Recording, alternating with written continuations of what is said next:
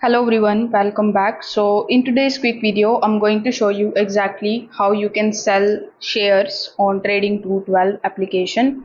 So first of all, you need to simply launch your Trading 212 application and then log in into your invest account or your CFD account. Now over here, tap on the option of portfolio. Inside your portfolio, you are going to see all of the shares that you have.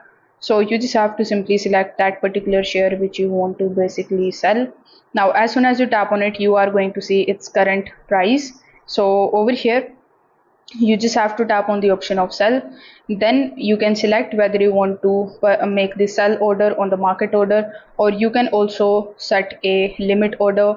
So let's say I want to sell it on this particular market order, and I'm also going to basically use this slider in order to sell them all. You can also just increase or decrease this slider in order to basically set the amount of shares that you want to sell.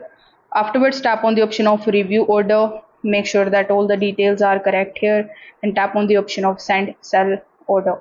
So this way you will be able to sell your shares on Trading 212 app. If this video helped you out, make sure that you like this video and subscribe to the channel. Thanks for watching.